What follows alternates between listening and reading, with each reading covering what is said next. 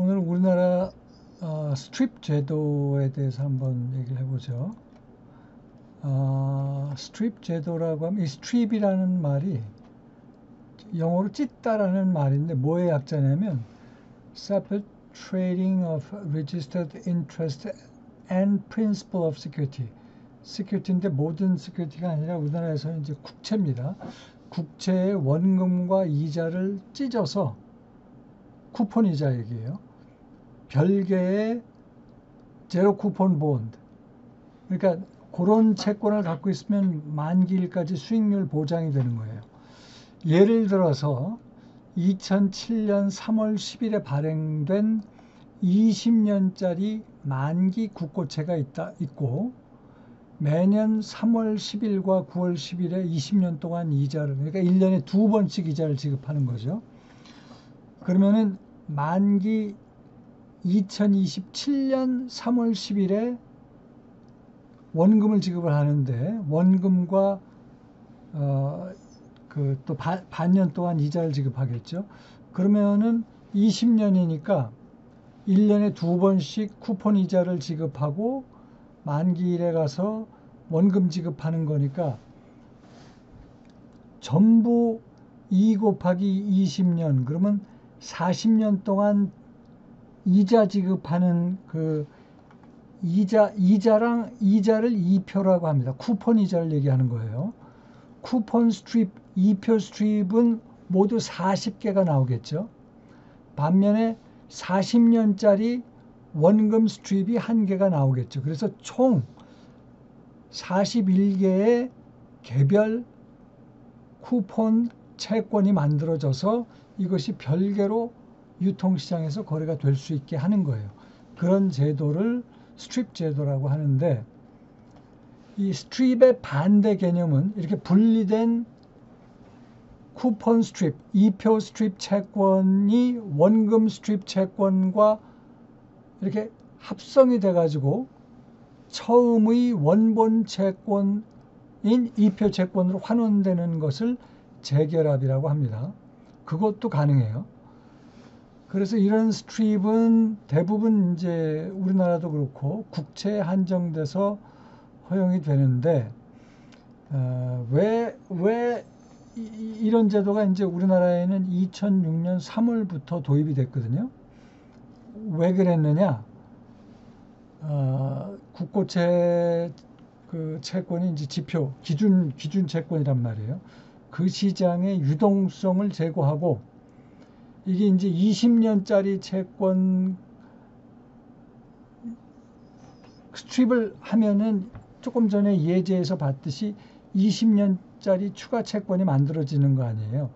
이런 장기채 시장의 발전 그리고 그를 위해서 수익률 곡선, 이게 기준금리 역할을 하니까 수익률 곡선을 구축하고 그리고 장기 제로 본드, 제로 쿠폰 본드라는 얘기입니다.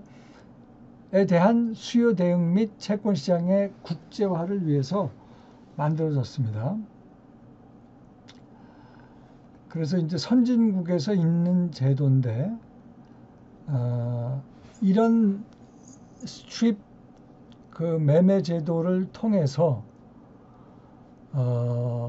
현금 흐름이 스트립 채권은 굉장히 단순하거든요. 만기까지 갖고 있을 수가 있고 그리고 재투자 위험이 없어요. 쿠폰이 없으니까. 그리고 이런 걸 통해서 이자율 변동 위험에 대해서 조금 더 쉽게 대처를 할 수가 있어요. 요거는 뭐 조금 설명드리기가 시간이 걸리는, 이건 다음에 조금 설명을 드리는 걸로 하죠. 2표 채권과 달리 스트립 채권은 만기에 단 한 번의 현금 흐름이 있는 거죠. 다 쪼갰으니까.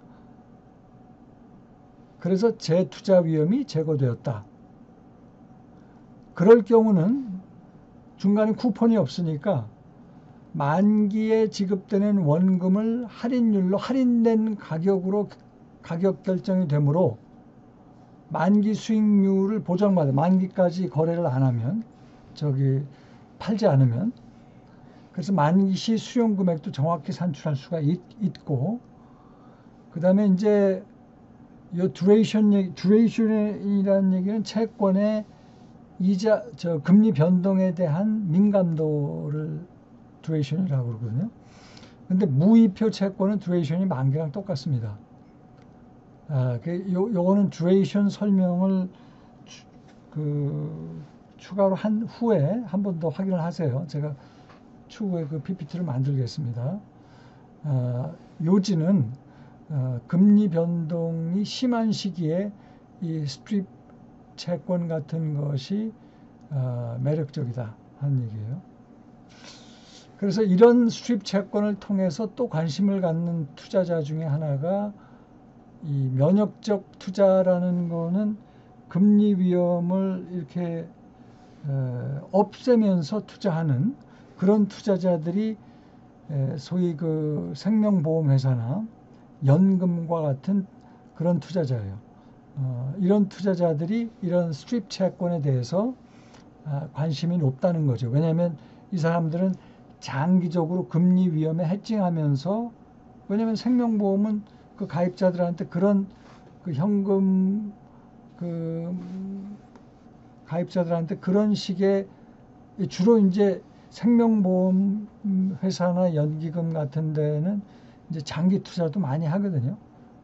그러려면 이제 장기 채권 포트폴리오를 활용을 해야 되는데, 그럴 경우 금리 위험에 노출이 된단 말이야. 그래서 금리 위험에 해칭을 하면서 그 약속한 그 보험 가입자들한테 돈 지급을 해야 되는데, 또는 연금 가입자들한테 돈 지급을 해야 되는데, 그럴 때 이제 금리 위험에 대해서 면역적인 그런 그 펀드 매니지먼트가 이제 중요하죠. 이런 것들은 듀레이션이랑 관련해서 제가 추후에 유튜브를 또 만들게요. 그 다음에 이제 그 이표채 경과물의 경우는 유동성이 낮아질 수 있는데, 만약에 스트립 제도를 허용을 하면 다시 유동성을 높일 수가 있다는 거죠. 그리고 이런 스트립 제도를 통해서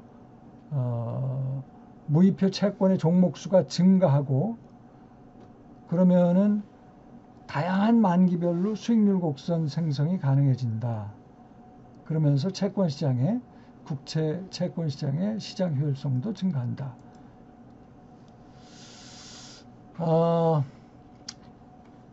스트립 채권은 이제 다양한 방법으로 활용이 가능하고, 여기서 이제 차익 거래라는 거는 이제 아비트라지 거래예요. 그래서 아비트라지 거래도 가능하고, 스프레드 추적을 통한 매매 전략도 가능하고, 수익률 곡선을 이용한 투자 전략도 가능한데, 뭐 그런 것들이 있다는 정도로 여기서 넘어가겠습니다. 그 다음에 이제 스트립 채권 발행을 위해서는 스트립 채권, 일단 채권을 스트립하거나 재구성할 수 있는 그 권한이 있는 보유자, 그러니까 채권이 있어야 돼. 이런 채권이 있어야 돼요. 이런 채권 보유자가 스트립을 요구를 하면 스트립 발행 유통을 담당하는 기관, 예를 들어서 증권, 지금 이게 이제 한국거래소로 바뀌었는데, 조금 과거에 만든 PPT라 이게 증권선물거래소로 되어 있습니다. 죄송합니다. 그러면은 이 한국거래소는 이 요구를 한 신청자 계좌에 정말 스트립 할 수 있는, 또는 재구성할 수 있는 채권이 충분히 있는지를 확인을 해야 돼요. 두 번째로, 이거 확인이 됐으면 신청 종료까지 그 확인된 수량에 대해서 매매 등의 양도가 제한되도록 조치를 취합니다. 이 조건이 충족이 안 되면 스트립과 재구성을 할 수가 없어요. 그래서 이제 충족이 돼서 확인이 되면 그 결과를 신청자와 시장 관리자한테 통보를 해가지고 이제 뭐 또 절차를 밟아야 되겠죠. 우리나라에는 이제 2005년 12월에 법 개정을 해서 2006년 1월부터 이제 스트립 제도를 도입을 하고 있고, 국고채 스트립은 2006년 이후 신규로 발행되는 5년물 이상의 장기 국고채를 대상으로 하고 있습니다. 그리고 스트립된 채권의 원금과 이자의 재결합도 가능하게 되어 있어요. 다만 물가지수 연동채권은 이건 만기가 10년짜리거든요. 이거는 그 특별한 국고채지만 특별한 채권이기 때문에 스트립 대상 채권에서는 제외를 하고 있습니다. 그 다음에 이제 스트립 가능한 금액은 원본 국고채의 800만 원의 정수배로 해야 하고요. 그 이유는 이제 쿠폰 이자 채권 금액이 1만 원까지 이렇게 가능하도록 했기 때문에 이제 800만 원의 정수배를 했습니다. 최초의 스트립은 우리나라의 경우 20년물 국고채를 대상으로 2007년 4월에 발생을 해요. 그러니까 법적으로는 2006년도에 다 만들어졌는데 실제로 최초의 스트립은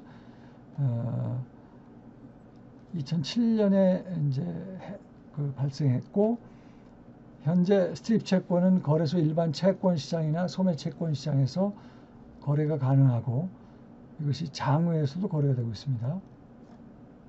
자, 여기까지 하죠.